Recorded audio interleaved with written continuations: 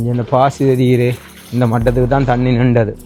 அவன் பொக்கெட்டுக்கலாலையா காசை கொடுக்குது அரசாங்கம் நிதி தானேப்பா மக்களுக்கு சென்றடி கேட்டுவேன் பாடசாலைக்குள்ள வரையிலாக்குள்ளே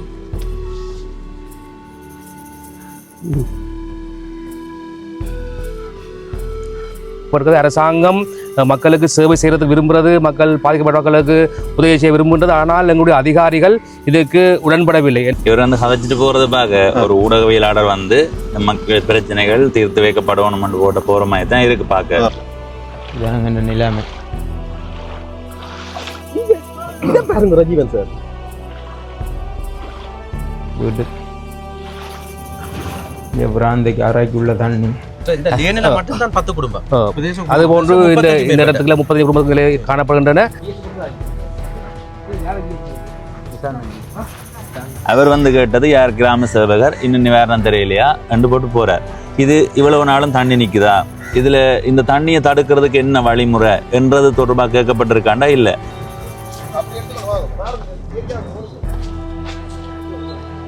அதாவது இந்த தனியாங்கால போய் பாரு இப்படி பாஞ்சு இங்கே வருது.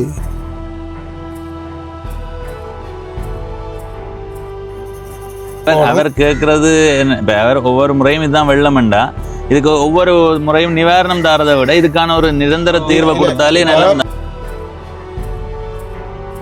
வணக்கம் நண்பர்களே, நான் உங்கள் நண்பன் தட்சணாமூர்த்தி பவனீசன். இந்த காணொளி மிக முக்கியமானது. தயவு செய்து முழுமையாக பார்த்து உங்கள் கருத்துக்களை பகிர்ந்து கொள்ளுங்கள்.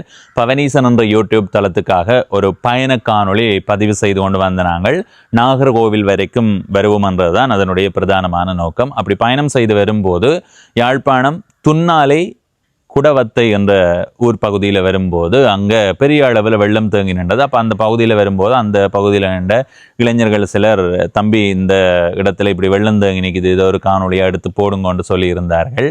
அதை விட ஒரு பெரியவரோடையும் கதைச்சிருந்தேன். அந்த பெரியவரும் கடைசி நேரத்தில் கண் கலங்கி இதுக்கு ஒரு தீர்வு வேணுமென்ற மாதிரி கேட்ட நிலை என்றது இருந்தது. எனவே அதை பதிவு செய்யும் போது ஒரு நாடாளுமன்ற உறுப்பினர் வாரார் என்ற தகவலை அந்த பகுதியை சேர்ந்த ஒரு அண்ணா சொல்லியிருந்தார். அப்போ சரி அதையும் பதிவு செய்ய சொல்கிறார்கள் என்று போட்டு நான் போய் அந்த பகுதியில் அந்த நாடாளுமன்ற உறுப்பினர் என்ன நடவடிக்கை அந்த இடத்துல எடுத்தாரோ அதை பதிவு செய்திருக்கிறேன். அந்த காணொலியை நீங்கள் பாருங்கோ, நிறைவாக என்னுடைய கருத்தை பதிவு செய்கிறேன். இதுதான் பாதிக்கப்பட்ட கிராமம்.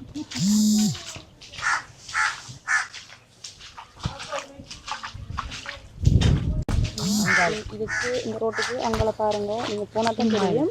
ஒரு 35-40 முதலாவது வீடு,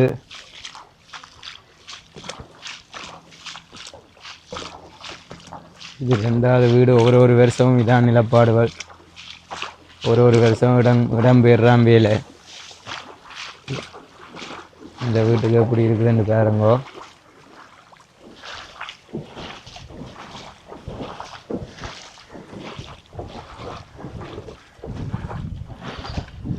இந்த வீட்டில் இருக்கிற சரியான பாதிப்பு.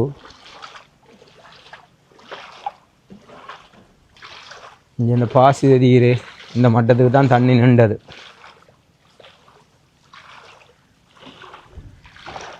இந்த சீட்டெல்லாம் கிளப்பி மேலுக்கு போட்டுருக்கு.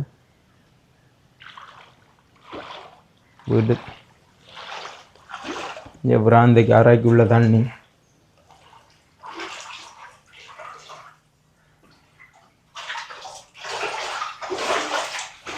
கிச்சன் இருக்கிற கேவலத்தை பாருங்க.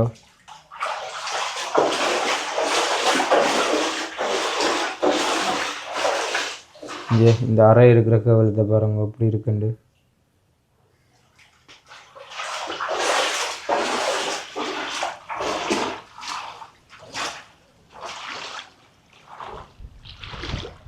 இதாங்க நிலைமை.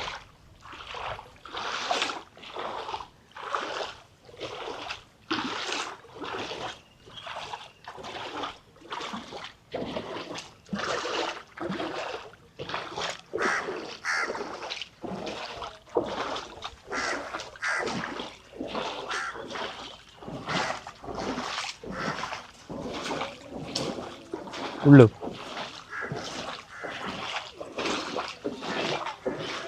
வணக்கம் ஐயா.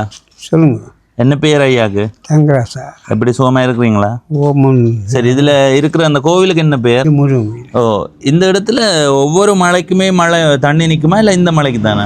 ஒரு மலைக்கு தண்ணி வராது. ஒவ்வொரு மலைக்குமே தண்ணி நிக்குமா? இந்த முறை இன்னும் கூட நிக்குது. இந்த மலை கூட நிக்குது. என்ன இது வத்துறதுக்கு எவ்வளவு காலம் எடுக்கும்? இது 3 மாதம் செல்லும்.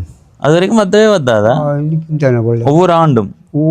தேன் வத்தாம இருக்கிறதுக்கு என்ன காரணம்? சுத்தவர பிட்டியா? அங்கால அந்த ரோட்டால பாயிர குறைவு தண்ணி.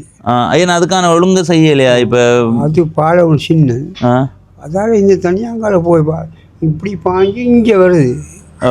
பாயாமல் பாருங்க, இவ்வளவும் வானத்துல இருந்து விழுந்த மழை நீரா அல்லது வேற இடத்துல இருந்து இதுக்கு தேங்குதா? இது இந்த ஊர்வாடு தண்ணி இந்த தண்ணியெல்லாம் இந்த வாய்க்கால இங்கால வர்றது. இதுக்குள்ள தேங்குது. இங்கால அங்கால பாய மாட்டாமல் இங்கே வருது. அப்ப ஐயா, என்னண்டா வானத்துல இருந்து பொழியிற மழை நீர் இதுக்குள்ள நிக்குதுண்டா கூட நீங்க இதை சாதாரணமா விட்டுட்டு போகலாம். இன்னொரு இடத்துல இருந்து வார தண்ணி இதுக்குள்ள தேங்குதுண்டா அதுக்கான ஒழுங்கேன் இந்த ஊர் மக்கள் இன்னும் முயற்சி எடுக்கல. இதுக்கான அதிகாரிகளே இதுல கவனம் எடுக்கல. அந்த மாய்க்கால் பக்கத்துல தண்ணி எல்லாம் இல்ல இதுவரை காலத்துக்குமே அந்த முயற்சி எடுக்கல. அந்த காலமே இப்படித்தான். அந்த உப்பு ரோட்டில் இருந்ததால் அதுல பெரிய பாலம் இல்லை. இங்கே தண்ணி பாருங்க, அங்கே மழை இங்கே வந்தா அங்கே பாய மாட்டான், இங்கே வருது. இந்த ரோட்டுக்கு வருது, அங்கே பாய மாட்டான். அதே பெரிய பாலம் போட்டுக்குள்ள அதிசயம் பண்ணா அங்கால போகும். சரி சரி. இப்போ இதால கோவில் மட்டும்தான் மூழ்கி இருக்கா இல்ல வேற வேற? இங்கே கோவில் அங்கே நீட்டு பொருட்கள் இல்லை. அந்த பின்புடு எல்லாம் தண்ணி தான். இந்த ரோடுக்கு பின்புடு எத்தனை வீடுகளுக்குள்ள தான் நினைக்கிறேன்? இதுக்கு அந்த ஃபுல்லாக ஒரு 2 வீடு இருக்கு. அது ஃபுல்லாக தண்ணியா. சரி ஐயா, நன்றி. இந்த வீடுகளும் இந்த வீடுகள்லாம் தங்க வீடு தான் எல்லாம். சரி. இங்கே மூட்டை வீடு மது கிடக்கு கிட்ட வீடு ஃபுல்லாக தண்ணியா சுத்த விட. இந்த ஒழுங்கை பாருங்க, ஒழுங்கே தண்ணி. அது அங்கே போக்குவரத்து இல்லை. வீட்டுக்குள்ளேயும் தண்ணி போயிருக்கா? வீட போய் தண்ணி குத்தி போல உயர்த்தி போட்டாங்க வீட்டை. அப்போ அதால் அது இன்னும் இல்லை. இந்த தண்ணிக்காக இவ்வளோ தண்ணிக்காக போகணும். முத்தம் சுத்த தண்ணியா. இந்த ஒழுங்கை இந்த 3 வீடு தான். பள்ளிக்குள்ள பாடசாலைக்குள்ள வரையிலாக்குள்ளே.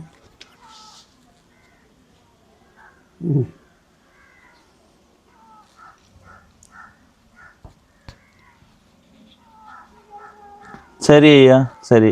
விரைவில் ஒரு மாற்றம் வரும். சரி ஐயா, நன்றி. சரி, முடிவெடுங்கப்பா. சரி ஐயா, சரி சரி ஐயா.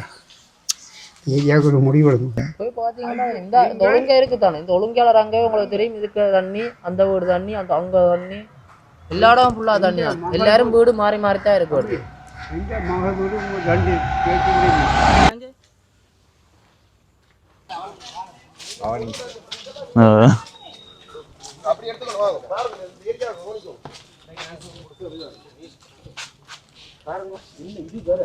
நாங்க நேற்று இன்றைக்கு ரஜீவன் சார் மழை விட்டு ஓஞ்சி எவ்வளவு காலம்? இதுக்கு பிறகு எங்கட ஜிஎஸ்ஓ டிஎஸ்ஓ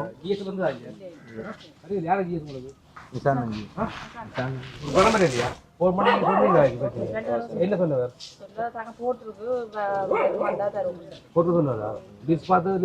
இருக்கா? இல்ல ஒன்றும் இல்ல. அதான் கோல் எடுத்தால் ஆன்சர் பண்ண மாட்டேன்னு சொல்லுது. ஜிஎஸ் கோல் எடுத்து அவர் அங்க அங்க நிக்கிறேன். அந்த அங்க கோல் எடுத்து ஆன்சர் இல்ல. இல்ல எத்தனை குடும்பம் இருக்கு? கிட்டத்தட்ட ஒரு 10 குடும்பத்துக்கிட்ட இருக்கு. 6-10, 6க்கும் 10க்கும் இடையில இதுக்குள்ள எல்லாம் இந்த ஏரியாக்குள்ளே ஒரு 6-10க்குள்ள இருக்கு. சின்ன தண்ணி சார். அப்படி எடுக்கலாம் வந்து நிக்கிறேன். இங்க பாருங்க ரஜீவன் சார். இதை விட அங்கால ரஜீவன் சார் பாப்பீங்களா?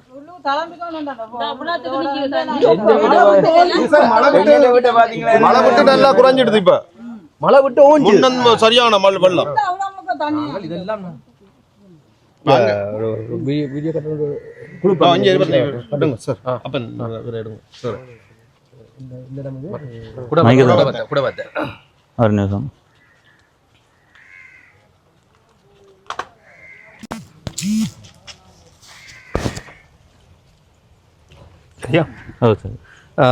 வணக்கம். தற்போது நாட்டில் ஏற்பட்ட பேரிடர் சம்பந்தமாக யாழ்ப்பாணத்திலே பல இடங்கள் பாதிக்கப்பட்டிருக்கின்றது. அந்த வகையிலே நாங்கள் இப்போ நிற்கிறது குடவத்தி என்ற கரவட்டி பிரதேசத்திலே இருக்கிற ஒரு சிறிய ஒரு பிரதேசம். இந்த பிரதேசத்திலே பல 10க்கும் மேற்பட்ட குடும்பங்கள் காணப்படுகின்ற இந்த குடும்பங்கள் முற்று முழுதாக நீங்கள் பார்த்தா தெரியும், முற்று முழுதாக தண்ணியிலே மூழ்கி கிடக்கின்றது. அதுபோன்று இந்த இடத்துல 30 குடும்பங்களே காணப்படுகின்றன. அனைத்துக்குமே எந்தவித உதவிகளும் போகலைன்னு இங்கே மக்கள் முறைப்பட்டிருக்கிறார்கள். அதன் காரணமாக ஒரு இடத்துக்கு வந்து நாங்கள் பார்த்தோம். உண்மையிலேயே இந்த இடங்கள் எல்லாம் பாதிக்கப்பட்டிருக்கிறது. அரசாங்கம் மக்களுக்கு சேவை செய்யறதுக்கு விரும்புகிறது, மக்கள் பாதிக்கப்பட்ட மக்களுக்கு உதவி செய்ய விரும்புகின்றது. ஆனால் எங்களுடைய அதிகாரிகள் இதுக்கு உடன்படவில்லை. எனவே இப்படியான விடயங்களை கருத்தில் கொண்டு அரசு அதிகாரிகள் பாதிக்கப்பட்ட மக்களுக்கு விசேட நிவாரணங்களை பெற்றுக் கொடுக்கறதுக்கு முன்வர வேண்டும். அது பல இடங்களிலே ஒரு குறைபாடாக காணப்பட குறைபாடை சொல்லுகின்ற பொழுது கோபம் வருகின்றது. இது கோபம் வர விடயமல்ல. மக்கள் பாவம், மக்கள் ஏழை மக்கள் அவர்கள் வாழ்வாரத்தை இழந்து வாழ்ந்து கொண்டிருக்கிற அந்த வகையில் அரசாங்கம் வழங்குகின்ற அந்த வாழ்வாரத்தை நாங்கள் பெற்றுக்கொள்வதற்கு முழுமையான முயற்சி எடுப்போம். இந்த விடயங்கள் உடனடியாக இன்றைய டிசி கூட்டத்திலே கதைத்து நாங்கள் அதுக்கான தீர்வை பெற்றுக் கொடுப்போம். நன்றி.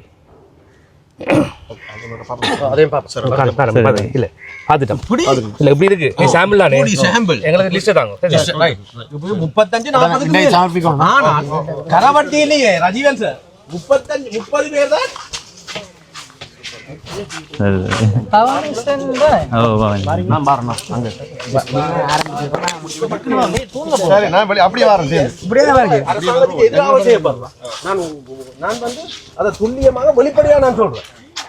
இந்த மக்களின் அவன் பொக்கெட்டுக்கு காசை கொடுக்குது அரசாங்கம் நிதி தானே. அப்பா மக்களுக்கு சென்றடி கேட்டுமே பைக் எடுத்தால் ரிவர்ஸ் பண்ணி போகணும்.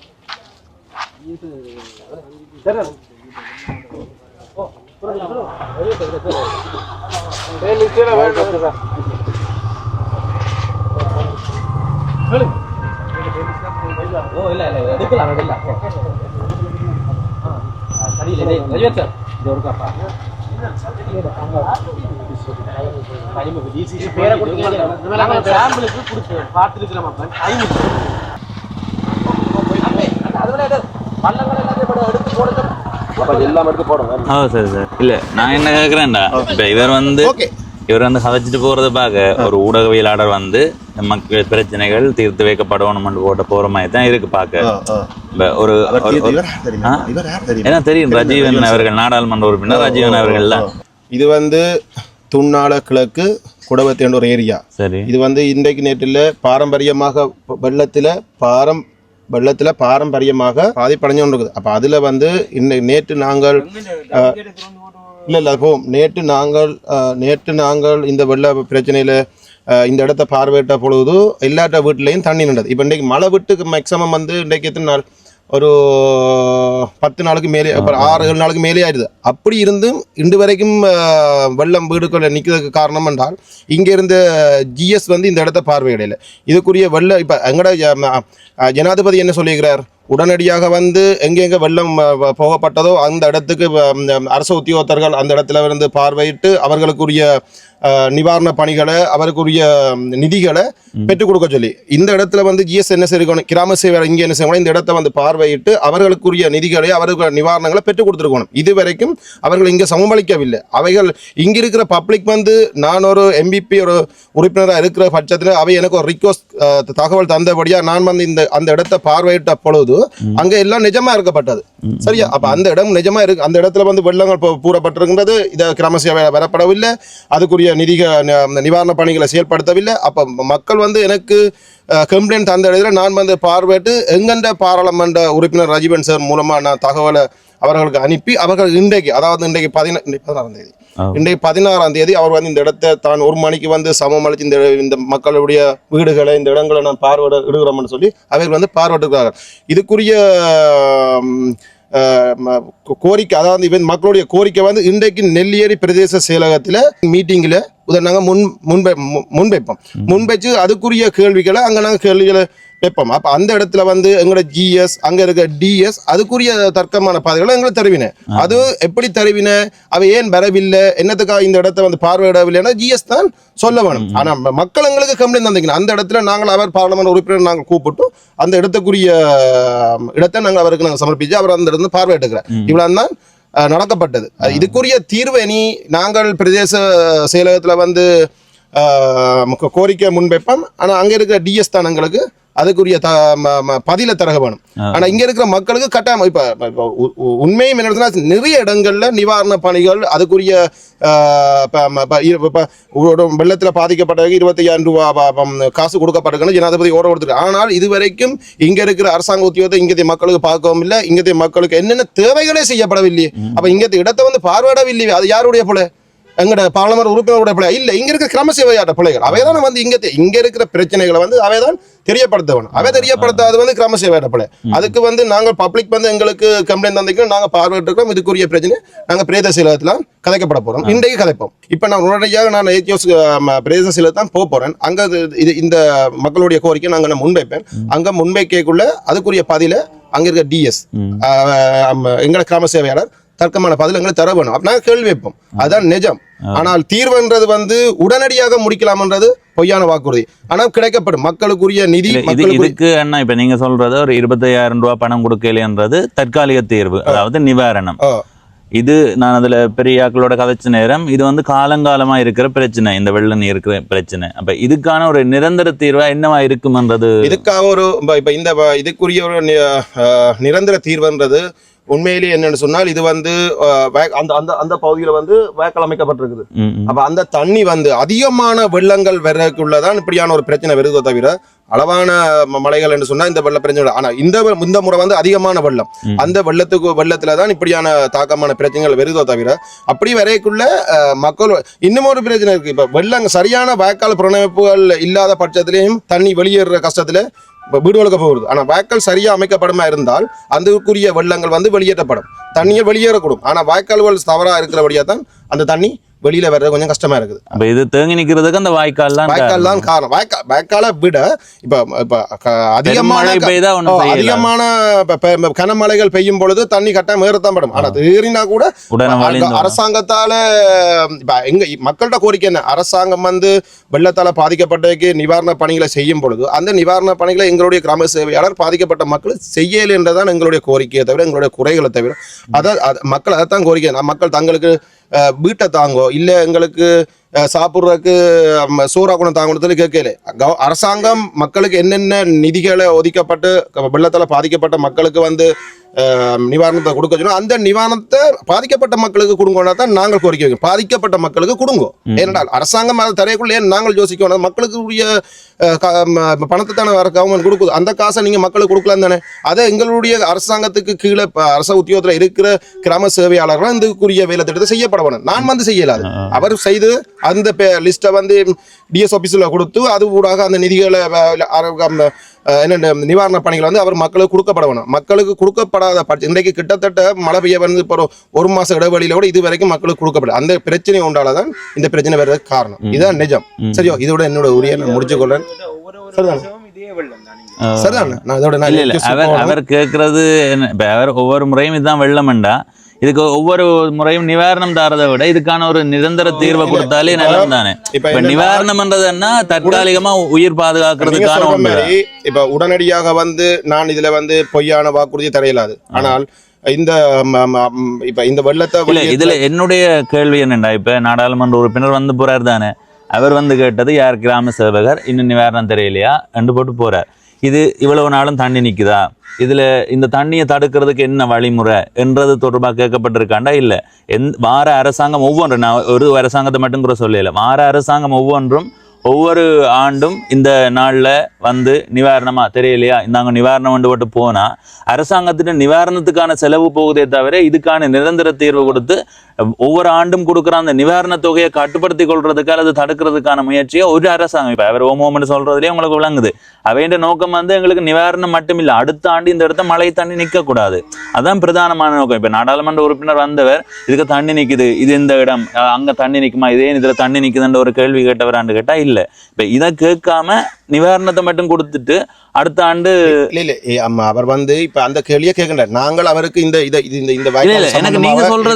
முன்கூட்டியே சேருக்கு நாங்கள் இது அதாவது எங்கட சேருக்கு வந்து நாங்கள் இந்த வேக்கால் பிரச்சனை நாங்கள் முன்கூட்டியே தெளிவுபடுத்தினோம். அவருக்கு இந்த வேக்காலுடைய விஷயங்கள் எல்லாம் அவருக்கு நாங்கள் முன்கூட்டியே அறிவிச்சாச்சு. அப்ப அவருக்கு அந்த விஷயம் தெரியும்.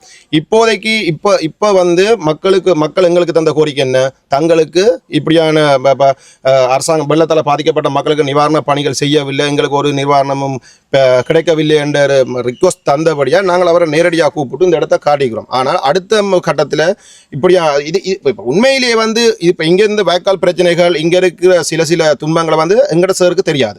இது யார் கொண்டு வந்து முன்வைக்க வேணும்? எங்கே இருக்கிற கிராம சேவையாளர் அவர் தான் இங்கே இருக்கிற பிரச்சனைகளை கொண்டு வந்து டிஎஸ் ஆஃபீஸில் இப்போ குடவத்தையில் இப்படி ஒரு வெள்ள வாய்க்கால் புறம் வைக்காம இருக்குது, வருஷம் தண்ணி தேக்கத்தில் அடைஞ்சோன்றது, தண்ணி ஓடுதில்லை, இதுக்குரிய வேலை திட்டத்தை செய்யணுமென்றதை முன்வைக்க வேண்டியது அந்த ஏன் நாங்கள் ஒரு கிராம சேவையாளர் அந்தந்த இடத்துக்கு போடுறோன்னு சொன்னால் இதுக்கு தான் போடுறது. எங்களோட பிரச்சனைகளை கிராம சேவையாளர் வந்து அந்த தங்களுடைய பிரதேச செயலகங்களுக்கு கொண்டு போய் அதை தெளிவுபடுத்தி அது கூட அந்த வேலை திட்டங்களை செய்யணுமென்றாக தான் ஒரு கிராம சேவையாளர் சொல்றது. அந்த கிராம மக்களுடைய அபிவிருத்தியை செய்யறது தான் கிராம சேவையாளர்.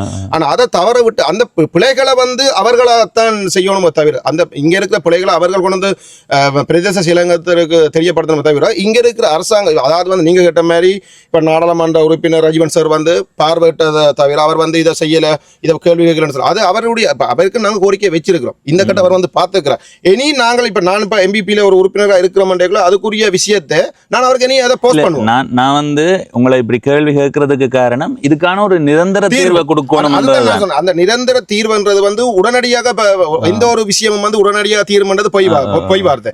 தீர்வுன்றது நாங்கள் அந்த தீர்வை இனி என்ன செய்வோம்னு சொன்னால் டிஎஸ் மூலமாக, அதாவது நெல்லியடி பிரதேச செயலாளர் டிஎஸ் மூலமாக அவருக்கு நாங்கள் இதை தெரியப்படுத்தி இதுக்குரிய என்னென்ன மாதிரி இதுக்குரிய வாய்க்கால் எப்படி தண்ணியை வெளியேற்றணும், என்னென்ன மாதிரி தண்ணி வெளியேற்றுறதுக்கு எப்படி வழிமுறை இருக்குன்றதை நாங்கள் அதை முன் வச்சு தான் இனி அதுக்கு பிறகு தான் இந்த வேலை திட்டத்தை ஆரம்பிப்பாங்க. உடனடியாக நாங்கள் அதை செய்வினே இதை செய்து தருவோம் அடுத்த ஆண்டு இப்படி வெள்ளம் நிற்காதா அப்படியான உறுதியை நான் சொல்ல முடியாது. ஏனென்றா இதுக்குரிய எப்படி சொல்றது நான் இப்ப நாங்க நிறைய இடத்துக்கு போறோம் அவதானிச்ச வரைக்கும். இப்ப நீங்க மலைநாட்டை எடுத்துக்கொண்டா மண் சரிவில் நிறைய பேர் காணி இழந்திருக்கேனும் வீடு இழந்திருக்கேனும், வீட்டு இழந்தவர்களுக்கும் காணி இழந்தவர்களுக்கும் வீடு கொடுப்பட போது காணி இல்லாதவர்களுக்கு காணி வாங்கி கொடுக்க போறார்கள். அது வரவேற்கிறோம். இந்த அரசாங்கம் செய்யறது உண்மையிலே இந்த இதுவரையான அரசாங்கம் செய்யாத உண்டு.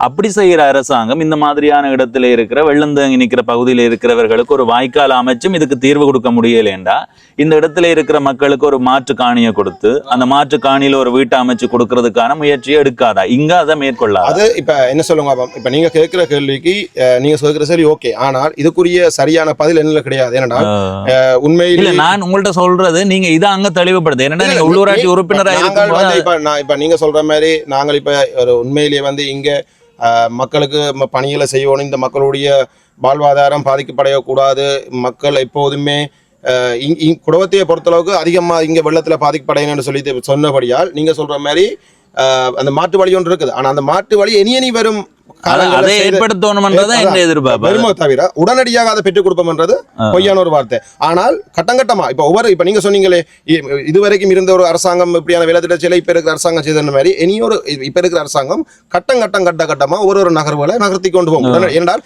ஏற்கனவே நாடு வந்து இப்படி இருக்குன்னு உங்களுக்கே தெரியும். அந்த நாட்டை நிவர்த்தி செய்யறது பெரிய விஷயம். ஒவ்வொரு ஆண்டும் இந்த பகுதிகளில் வெள்ளத்தால பாதிக்கப்படுக நீங்கள் இதை அரசாங்கத்துக்கு தெரியப்படுத்துங்கன்றதான் என்ற கோரிக்கை. இப்ப நாடாளுமன்ற உறுப்பினர் இதை தெரியப்படுத்தி இந்த ஆண்டு அந்த நிவாரணத்தோட சேர்த்து இதுல 8 வீடுன்னு சொன்னா இந்த 8 வீட்டுக்கும் ஒரு மாற்று காணியை கொடுத்தோம். அது இந்த ஆண்டே செய்யலாம் தான். இதுக்குள்ளதான் 8 வீடு. ஆனா அங்கால இன்னும் அங்க மெயின் ரோட் பகுதியில் அங்கால இருக்கு. அங்காலையும் ஒரு கிட்டத்தட்ட இதுக்கு ஒரு 25 வீட்டுக்கு மேல பாதிப்படைஞ்சிருக்கு வெள்ளத்தால. அப்ப எங்களுக்கு அதுக்குரிய முதல் கட்டமா நாங்க அவைக்குரிய நிவாரண பணிகளை அதுக்குரிய வேலை அதுக்குரிய என்னென்ன செயல் திட்டங்களை செய்யணும்ன்றதான் எங்களை இப்போதைக்கு ஒரு விஷயம்.